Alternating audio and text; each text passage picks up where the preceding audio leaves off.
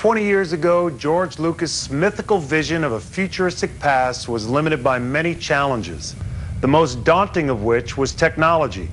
All that's changed now.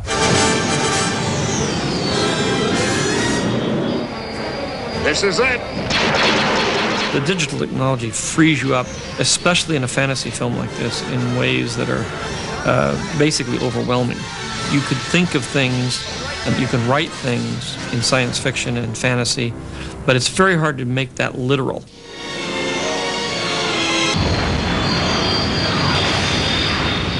George had very specific shots that he wanted to be able to achieve, but it was extremely difficult to do that with models on wires.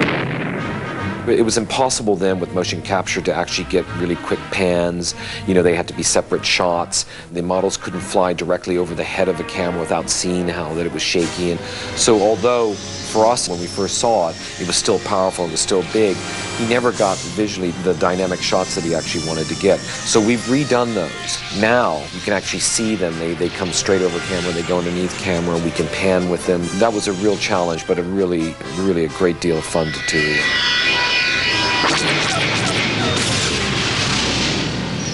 Mos Eisley Spaceport. You will never find a more wretched hive of scum and villainy. We must be cautious. And Mos Eisley was one of the scenes that actually prompted this whole adventure of redoing the movie. I couldn't make it into this bustling spaceport that it was supposed to be. It looked like a little tiny town because I only had like a half a street to shoot on and no real special effects or matte paintings to work with. So I've added a few scenes, and at the same time I've taken a lot of the special effects shots that weren't really as good as I'd hoped they would be because they were sort of prototype technology. And I've been able to improve them and just add that little difference, which is, for me, what makes a shot special. There's been some attempts we've been making just to see how far we can push sort of the digital backlot idea, that we can do more and more work with synthetic sets. And we're refining the technology to make, characters and creatures look more realistic than they have before. The idea of digital backlot is best exemplified by Mos Eisley. Miniatures and blue screen actors are photographed separately, then digitally removed from their surroundings. They are then composited to the photographed miniature. Through computer graphics, elements such as this speeder bike are created and added to the composite, along with other digital elements like Luke's land speeder and the Ronto creature. These Jawas atop the creature put the final touches on the scene.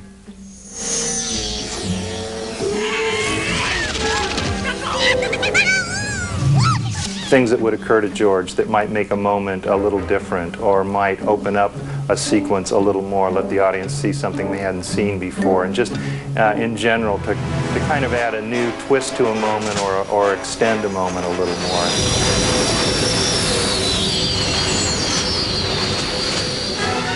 Those shots tended to be the ones that required a new shot from scratch, like the arrival at Mos Eisley and the Falcon's arrival in Cloud City and opening up the singing number in Return of the Jedi. Return of the Jedi hosts a wide variety of exotic and bizarre creatures from throughout the galaxy. Nowhere is this better seen than in Jabba's palace, with an out-of-this-world band and a singer named Cy Snoodles. Originally, George envisioned a large musical number at the very beginning in Jabba's palace, but the state-of-the-art animatronics had only reached a certain level. And although there were a lot of characters, none of them could really quite move properly. Cy Snoodles couldn't really open her mouth. She couldn't lip-sync properly. Her eyes didn't move. It was a very complex creature to develop. And I think this gave us the opportunity to actually open that up. There was a stage built over here at ILM where we shot the plate photography for the new footage, and then we eventually put our CG characters into that. By making them computer graphics, we're able to get them to get up and sing and dance a little more than they were able to first time around. We've added one new character that they didn't have the time to actually develop on the third film, a Yazam, and he acts as a counterpoint to Cy, and they have a little duet, and now it's just a fun musical number.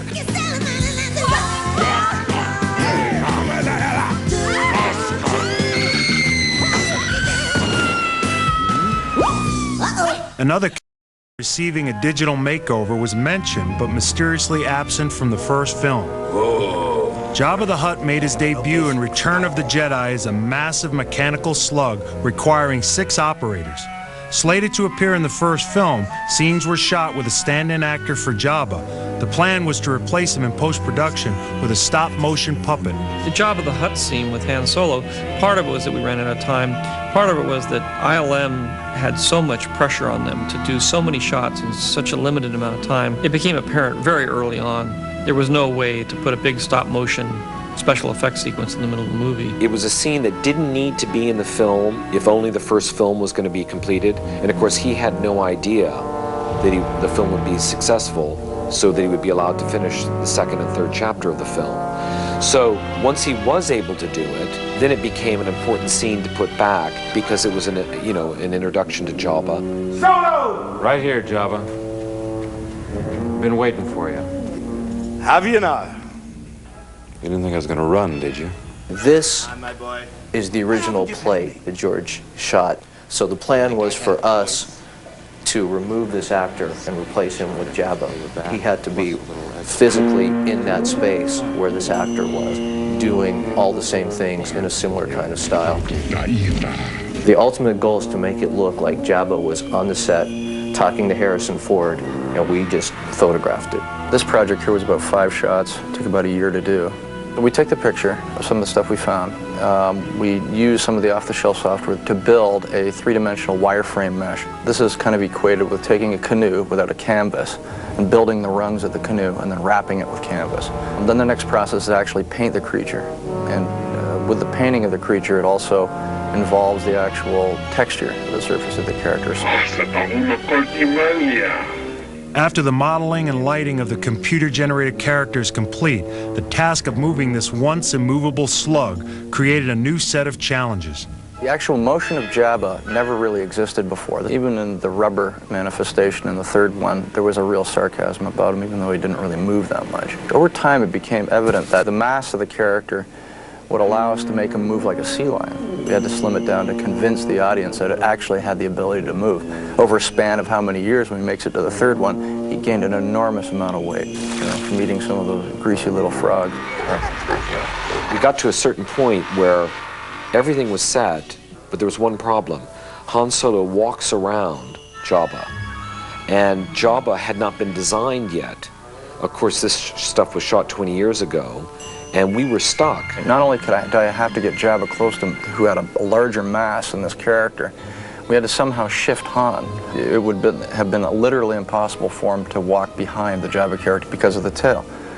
So George had the idea, so why don't you have him step on his tail? Even I get bored sometimes. You think I had a choice? It's not just a scene about digitally replacing, a placement actor with a CG character. It's also a scene now that actually shows the dynamics between the two of them and their relationship. And it's a very funny little moment. Jabba, you're a wonderful human being. Bosca.